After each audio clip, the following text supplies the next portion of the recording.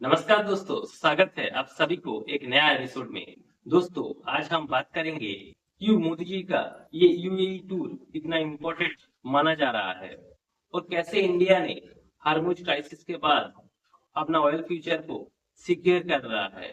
ये स्टोरी शुरू होता है एक शॉकिंग इंसिडेंट से। इसराइल के प्राइम मिनिस्टर नितिन याहू ने क्लेम किया है कि वो सीक्रेटली यूएई विजिट किया जब ईरान और इसराइल के बीच टेंशंस पीक पर थे, लेकिन यूएई ने इस बात को ऑफिशियली डिनाई कर दिया। और फिर कुछ ही दिन बाद इंडिया के प्राइम मिनिस्टर नरेंद्र मोदी ने यूएई पहुंच जाता है।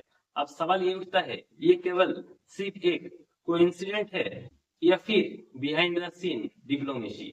क्योंकि टाइमिंग बहुत ही इंटरेस्टिंग थी। एक तरफ ईरान के फॉरेन मिनिस्टर इंडिया में और दूसरी तरफ मोदी जी यूएई में, और इसी बीच एक नाम हेडलाइंस में आ जाता है, I2U2, यानी इंडिया, इसराइल, यूएई और यूएसए का गठबंधन।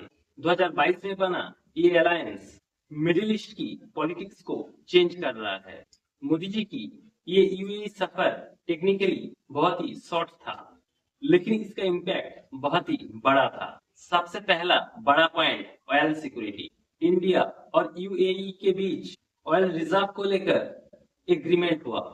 अब समझिए इसका इम्पोर्टेंस। अगर फ्यूचर में स्ट्रेट ऑफ हॉर्मज बंद होता है तो दुनिया की ऑयल सप्लाई डिसरप्ट हो सकती है, जो अभी हो रहा है। इंडिया के लिए भी ये एक डेंजरस सिचुएशन हो सकता है, लेकिन यूएई ने एक ऑल्टरनेटिव रूट डेवलपमेंट कर लिया है और वो है फुजराह पोर्ट। ये पोर्ट स्ट्रेट ऑफ हॉर्मज को बाईपास कर सकता है, मतलब ऑयल डायरेक्ट यूएई से इंडिया आ सकता है बिना स्ट्रेट ऑफ हॉर्मज को क्रॉस किए। और इसी स्ट्रेटेजी में इंडिया यूएई की एडनॉक यानी Abu Dhabi national oil company के साथ पार्टनरशिप किया है। तो आप जान लेते हैं डील क्या हुई। यूएई इंडिया में स्ट्रेटेजिक ऑयल रिजर्व बनने में हेल्प करेगा। मैंगलोर और विशाखापट्टनम जैसे लोकेशंस पर ऑयल स्टोरेज कैपेसिटी और बढ़ाया जा रहा है। मतलब अब हमारे पास 40 बिलियन बैरल का ऑयल रिजर्व मौजूद है, और अब इंडिया यूएई के साथ मिलकर और 30 बिलियन बैरल का ऑयल रिजर्व बना रहा है।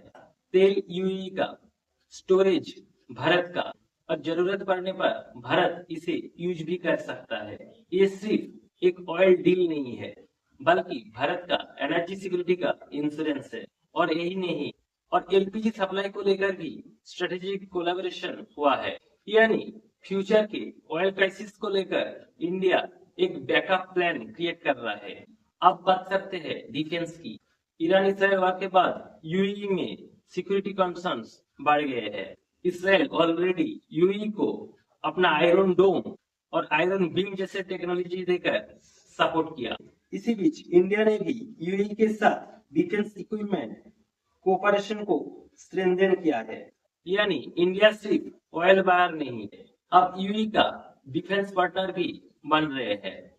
यूएई ने इंडिया में $5 बिलियन का इन्वेस्टमेंट कमिटमेंट किया है इंफ्रास्ट्रक्चर, टेक्नोलॉजी और सुपर कंप्यूटिंग प्रोजेक्ट में। मतलब पिक्चर अब क्लियर है।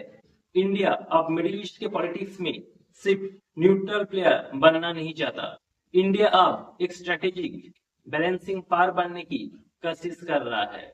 सबसे इंटरेस्टिंग बात यह है कि मोदी जी ने जब यूएई गए उस वक्त ईरान के टॉप डिप्लोमेट्स इंडिया में थे। ये सिर्फ डिप्लोमेसी नहीं है, सिंबॉलिक मैसेजिंग भी हो सकता है। क्या इंडिया सीक्रेटली मीडिएटर का रोल प्ले कर रहा है? क्या इसराइल और ईरान के बीच कुछ बैक चैनल कोऑर्डिनेशन हो रहा है? ऑफिशियली अभी भी ये कंफर्म नहीं हुआ, लेकिन मिडिल ईस्ट के पॉलिटिक्स में इंडिया का पावर बढ़ रहा है, ये कंफर्म है। तो दोस्तों, मोदी जी के ये यूएई टूर शॉर्ट जरूर थे, लेकिन इसका इम्पैक्ट लॉन्ग टर्म हो सकता है। Oil security, defence technology, strategic alliance और मिडिल ईस्ट के पॉलिटिक्स। इंडिया अब ग्लोबल पावर पॉलिटिक्स में अपना जगह एग्रेसिवली बना रहा है। क्या इंडिया फ्यूचर में मिडिल ईस्ट का बिगेस्ट बैलेंसिंग पावर बन सकता है? कमेंट करके जरूर बताइए। वीडियो पसंद आए तो लाइक करें, शेयर करें और चैनल को जरूर सब्सक्राइब करें। मिलेंगे दूसरी कोई एपिसोड में, तब तक जय हिंद, जय भारत।